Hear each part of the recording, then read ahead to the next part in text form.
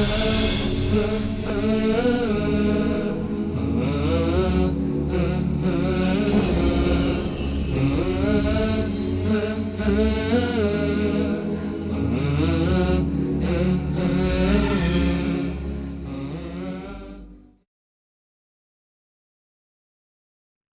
الله الرحمن الرحيم. الحمد لله رب العالمين، وصلى الله وسلم وبارك على المبعوث رحمة للعالمين نبينا محمد وعلى آله وصحبه أجمعين. أما بعد، السلام عليكم ورحمة الله وبركاته.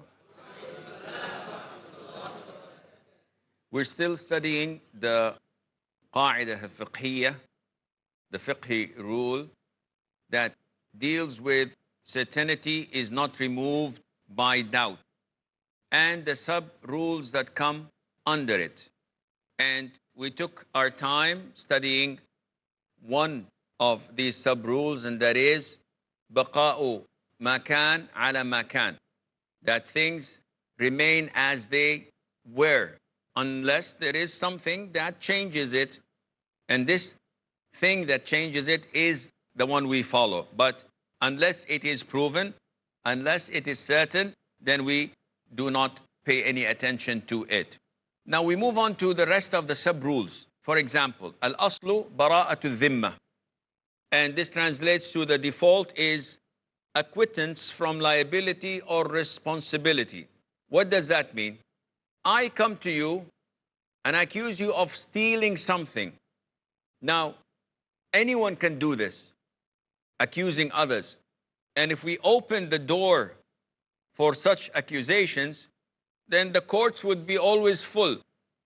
But Islam makes it easy. The default is the acquittance of liability or responsibility. This is a default. I have nothing to do with you. You say that I stole something. You say that I killed someone. You say I did something wrong. The default is that I'm acquitted. I have nothing on me. So you have to prove so that you can get this certainty out. But to bring the doubt that I'm liable to something or I am responsible for something without evidence, this is not applicable in Islam. So if someone says and accuses another of taking his belongings, he has to prove it. And this is done in a court of law. And this is the usual. Whoever accuses someone, he is required to bring evidence. If he doesn't have evidence, then this goes to the defendant and he has to swear. So I accuse you. You took my car. Bring the evidence. The evidence is Ahmad and Muhammad, they witnessed that. Okay, witnesses of 2 is sufficient. Bring the car back to him. I don't have witnesses, but I have a written statement from you saying that I'm taking your car. Okay, this is evidence. I don't have witnesses. I don't have evidence at all. But wallahi, he took my car. Well, I cannot accuse him because you swear. If you give me the right to take what you have by swearing, I will start to swear from here till tomorrow. He took my car. Wallahi, he took my car. He took my house. He took my $1 million. He took, and I swear. This is not logical. I'm the one who's accusing. So I have to prove the evidence. If there is no evidence, he has to defend himself by swearing. So the judge goes to him and says, swear you did not take his car.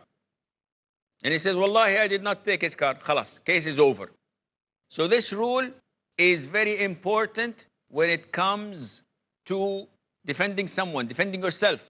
The teacher says, why did you take Abdullah's pen? I didn't take his pen. Yes, you did. You cannot say, yes, you did. Either you have evidence or I'm acquitted. And this is the norm in Islam, that everyone who's accused, he's innocent until proven guilty. Not the other way around. He's guilty until proven innocent. No, by default, he is innocent until proven guilty. The third sub-rule is al-aslu fil umuri al-aridah al-adam. The default in incidental matters is assuming their absence. What does that mean? Something that is incidental, something that came up. Well, it should not have come up. And the default is that it does not exist. Example, I go and buy a car. I took the car from the showroom. It was fine. It looked good. And I went to the house. In my home, I discovered that there is something wrong with it. There's a scratch in the paint. There is something wrong with the engine. So I take it back to the car showroom. And I say, give me back my money. The car is not good. Now, when we go to the court of law, I am supposed to bring the evidence, prove it, because by default, this is incidental. This came up. When I took the car, it had nothing on it. I had no doubts in it. Now I am accusing the salesman of selling me something that has a defect in it. So the judge says, prove it. I said, no, it came up. It's incidental. I said, no. The judge says, if it came up and incidental, then the man sold you the car in perfect shape.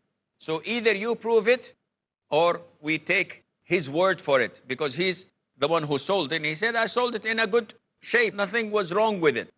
Of course, there is difference between applying the rule because of a court of law, because there is a difference or dispute between two, and between treating this as something between you and Allah. Now, the judge said that the showroom has no fault. But if the salesman knows that it was not in a good condition and there was a defect in it, between him and Allah, he's punishable. He's lying and he will be punished for that.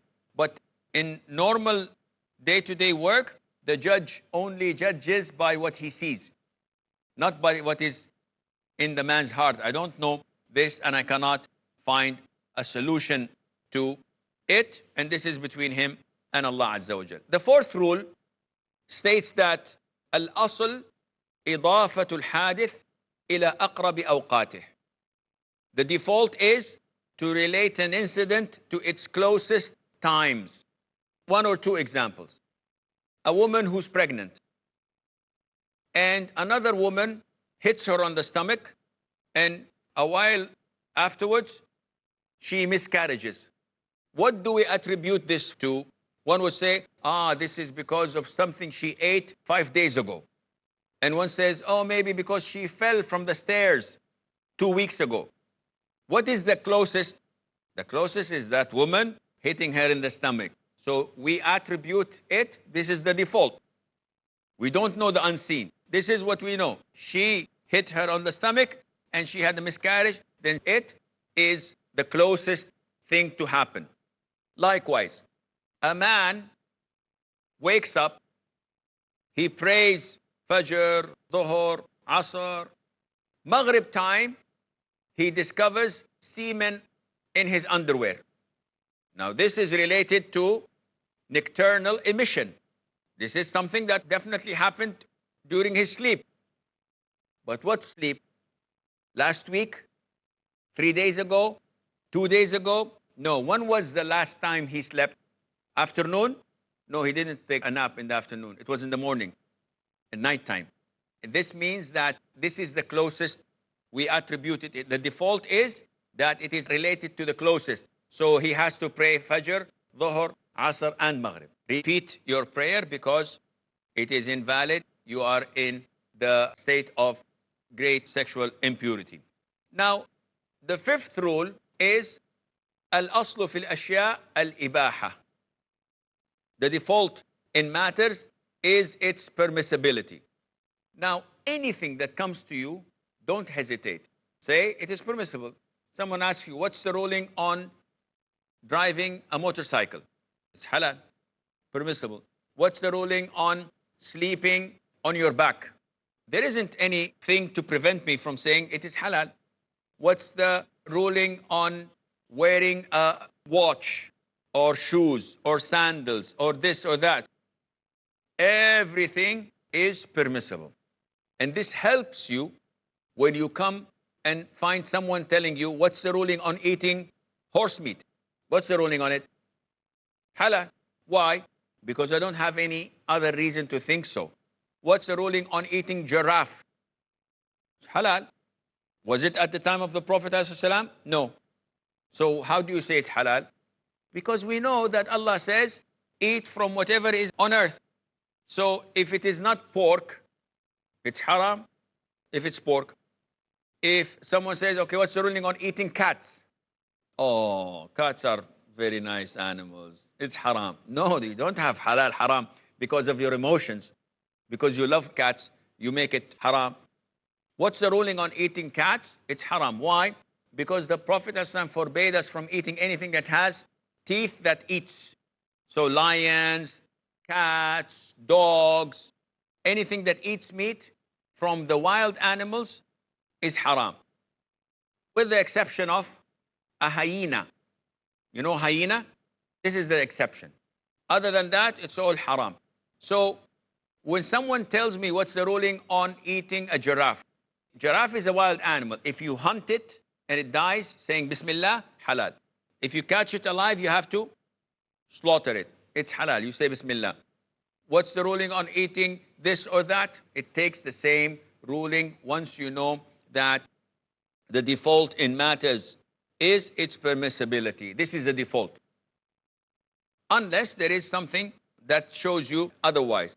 Likewise in transactions. All transactions are halal. Selling, buying, leasing. Unless there is something telling you that, no, this is riba. No, this is cheating. No, this is transgression. Other than that, it is all halal. We have a short break. Stay tuned, and inshallah, we'll be right back.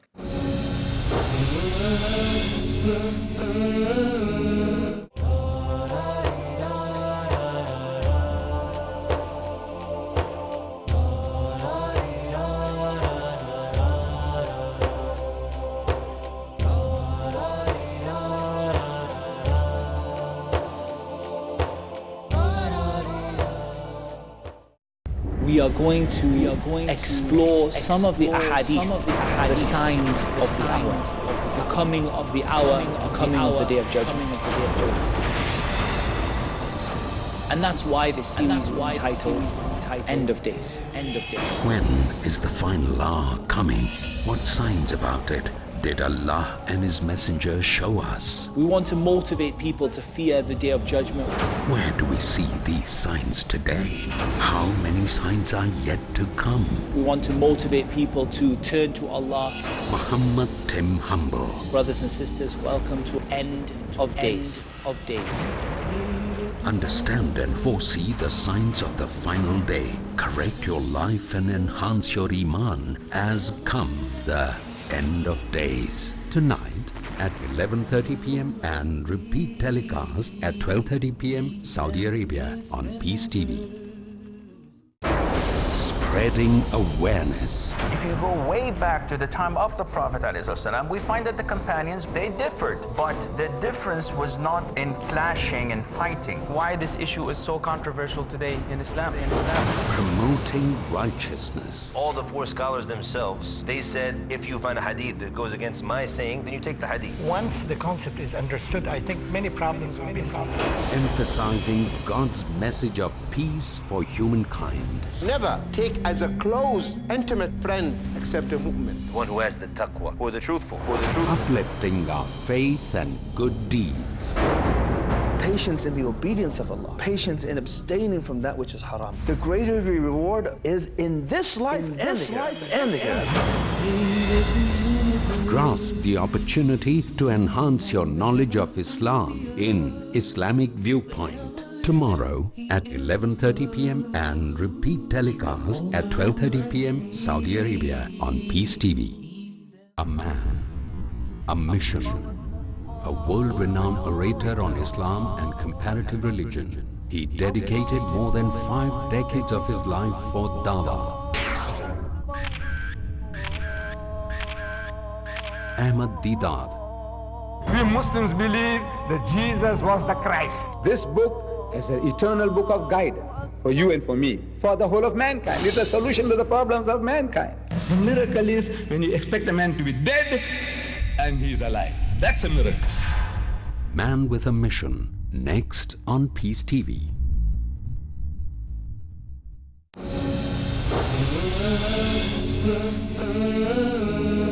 Assalamu alaikum and welcome back. So these are some of the sub-rules of the second major rule, which is certainty is not removed by doubt. We have a number of other rules, but before we continue, do we have any questions? Yes, Farooq. Sheikh, as you said that when someone accuses someone else of something wrong like robbery, etc., so he has to get two witnesses. But if the case is so that if the person gets two witnesses and the accused is taking an oath that, oh, by Allah, I've not done it, so then what's the case for that? And secondly, that if the person is taking an oath, so does he have to say that I swear by Allah, and if I have done it, then may Allah's curse be upon me? Is that necessary to say that? Okay, the first question is that if the person accusing brought the evidence, whether it's a written statement or two witnesses, and the defendant wants to swear, I say, no, shut up. If you swear from here till Fajr, I'm not going to believe you. Because this does not have any value in the presence of evidences. Any murderer who kills someone and 10 people saw him kill that person, he says, Wallahi, I didn't kill. Do we believe him? Definitely not. So it is, as the Prophet said it, alayhi salatu wasalam, evidence is required on the person accusing, and the yameen is required from the person who's denying in the absence of evidence. But if there is evidence, then his yameen has no value at all. Okay?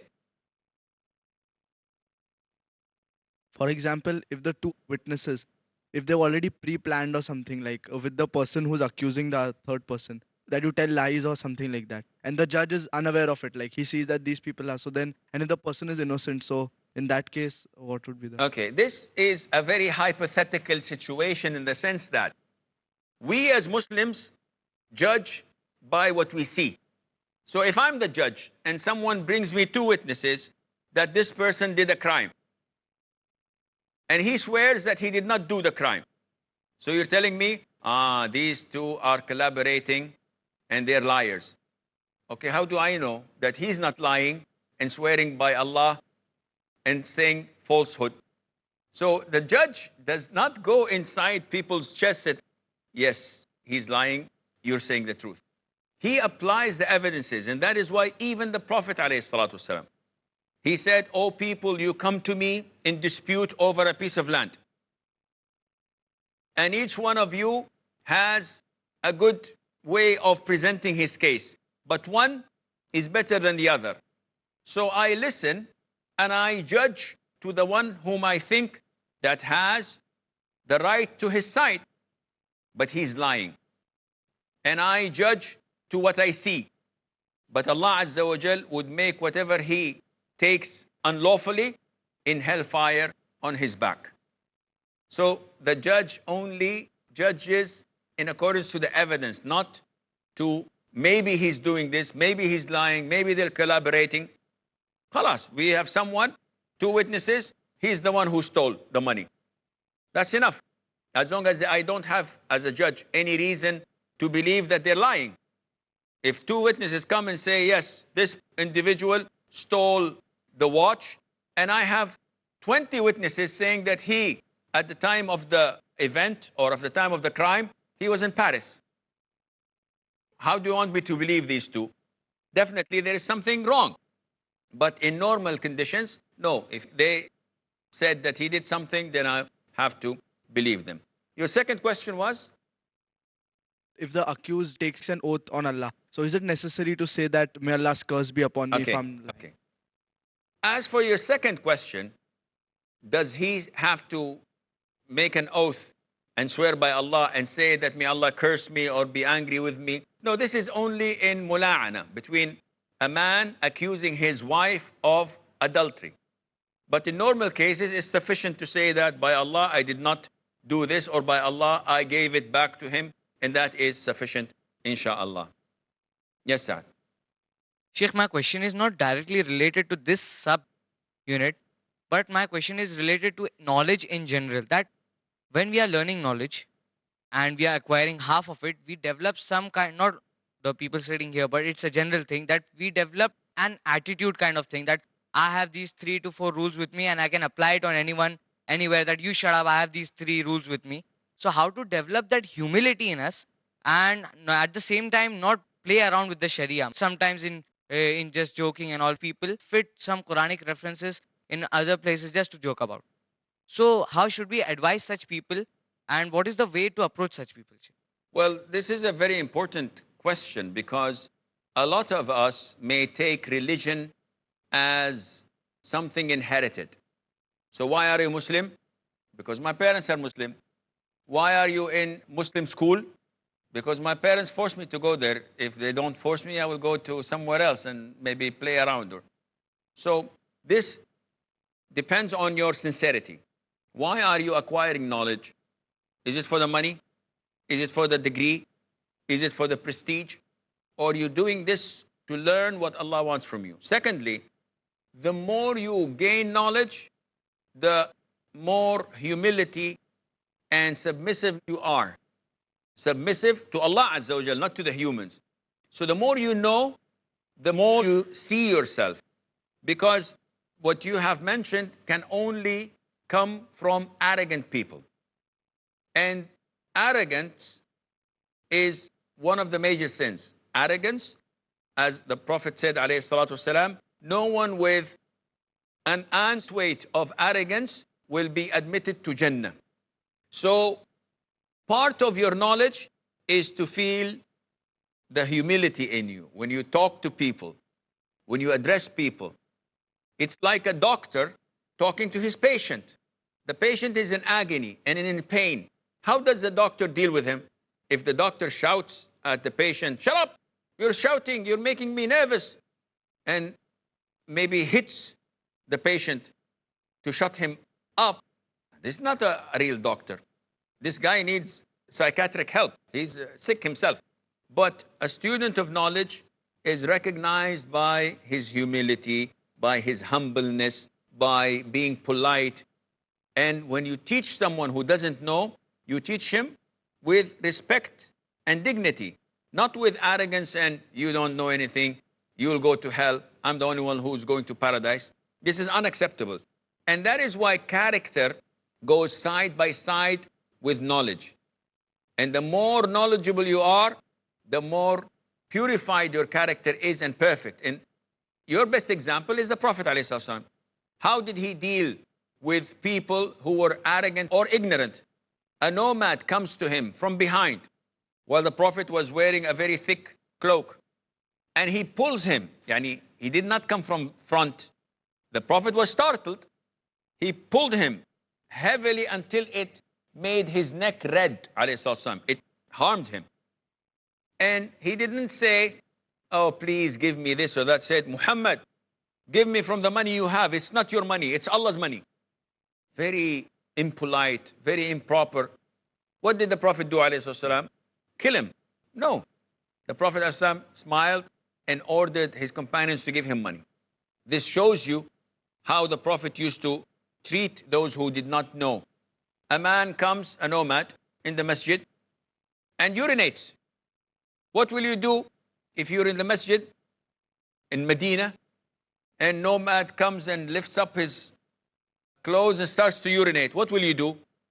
You will grab anything and throw it at him maybe. Or the Prophet said, "Leave him. Don't interrupt him. Let him be until he finishes." And then he brought the man, and he did not reprimand him. He did not scold him. He said, "My friend or my brother, these places are made for reading the Quran, for prayer, and for dhikr, and they're not made to be used in such impurities." So this is how you should be as a student of knowledge. Now, how can I teach myself to be this humble? First of all, you have to make a lot of dua. "Oh Allah, make me in myself small, in the eyes of others large." Secondly, you have to read a lot of the seerah of the Prophet ﷺ, of the companions, may Allah be pleased with them, and the seerah of the scholars. Because this is how you upbring yourself. And this is how you purify your character, by learning how they were affected by their knowledge. Thirdly, you have to associate yourself 24/7 with practicing people. Because if you're with arrogant people, you become arrogant. And if you are with sinners, you will become sinful. But when you're with practicing people, people who always choose the best of words to exchange with you, you have friends in school. How do they talk to you? Oh, they're always using bad words, jokes, they backbite teachers. Stay away from those. I know a group of people that, mashallah, always exchange good things and tell me, I read this book, I have this and I have that. These are the people you should associate yourself with, and Allah Azza wa Jalla knows best. This is all the time we have until we meet next time. Fi amanillah, wassalamu alaikum wa rahmatullahi wa barakatuh.